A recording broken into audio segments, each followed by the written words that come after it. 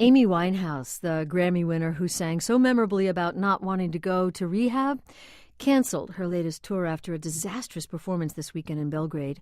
She slurred, stumbled, was booed off the stage. Serbian media called her performance the worst in the history of Belgrade.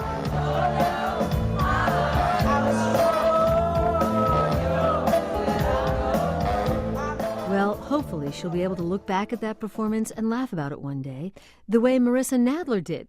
Marissa Nadler is one of the musicians we're going to hear about who've participated in the Salon series, This Has Been a Disaster, Thanks for Having Us. It's the brainchild of Boston musician Ryan Walsh and our own literary critic and pop music guy Steve Almond. They've already had one stage performance, and for our Boston listeners, they're having another show this weekend, and both join us in the studio. Ryan Walsh, also with the Boston band Hallelujah the Hills, welcome. Thank you. And Steve, nice to have you as always. Welcome to you as well. Good to be here. So how does this work, Steve? You're both the MCs of the evening. What exactly happens? First, there's a giant glowing orb. It's probably about 50 feet in diameter, and that breaks open. Yeah. And now, what happens is relatively basic.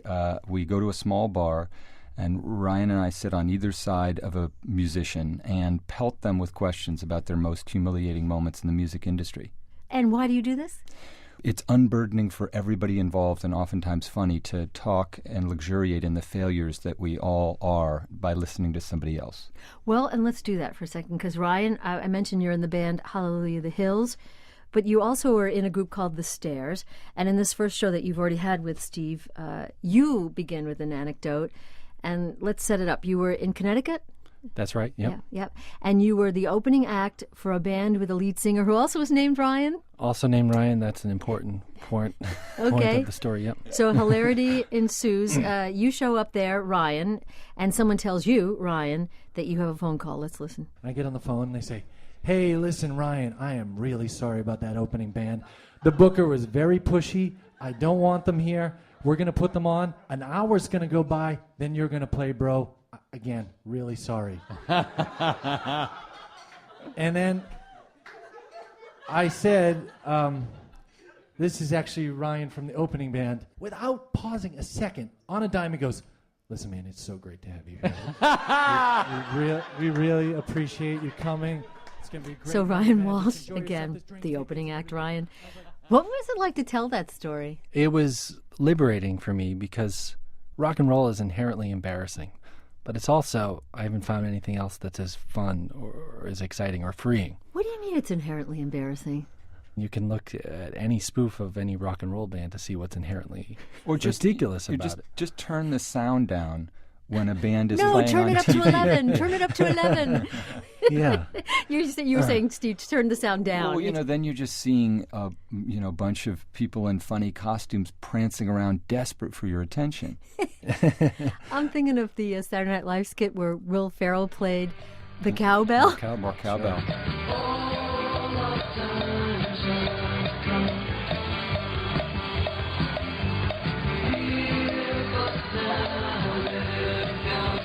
That's kind of what I'm thinking of when you say this. Yeah, there's a thin line between being great and being Will Ferrell with the cowbell. And the other thing people don't realize is that most of rock and roll, like we as fans, and I'm obviously a drooling crazy fan, we see this tiny little sliver of the rock and roll experience, which is the half an hour or the hour that a band is rocking out and they're playing their instruments, and we all want to be there in that moment and be the person on stage. But then there's the other 23 hours. And that's what I think the series, the genius of Ryan's idea is. Every musician has the horror stories because most of your life on the road is just monotony and boredom and low-level insults, and there's very little groupie sex from what I understand.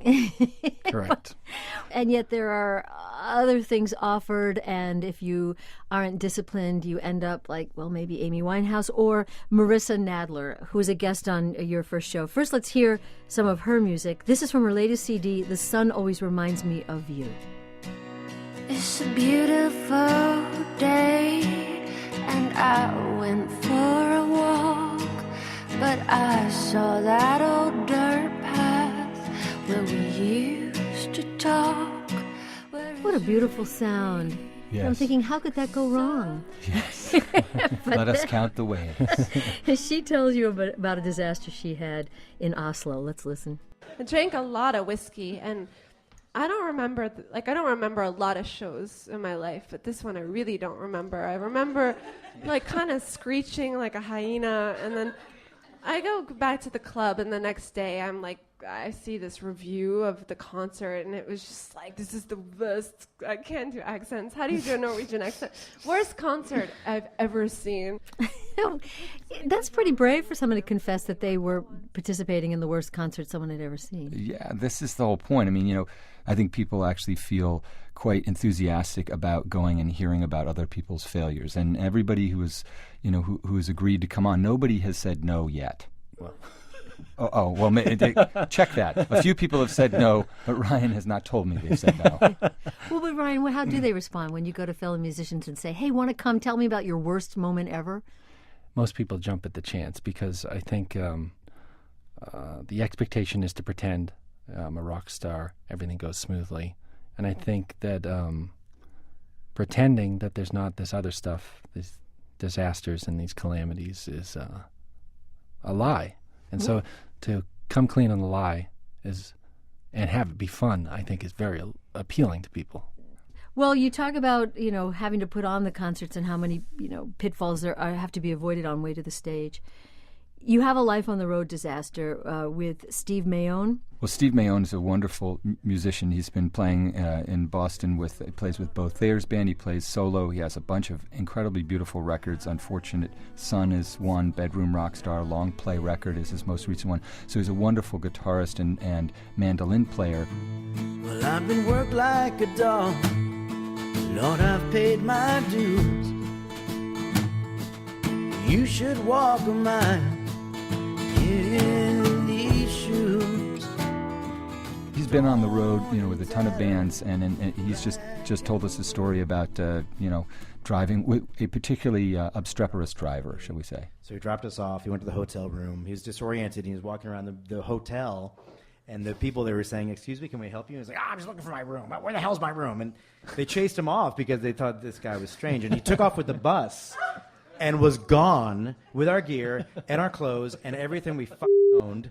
And we played the gig, and then we had nowhere. We were in Asheville, North Carolina, calling him on the cell phone going, "Where are you?" And he wouldn't pick up the phone. So the beautiful thing about rock and roll, there is an endless wellspring of super talented musicians who have these kinds of monotonous lives on the road and tragedies that befall them. So we haven't even begun to exhaust our local supply, but eventually we will be looking towards New York City or Philadelphia or other ports of interest. And also there are musicians who are constantly coming through town.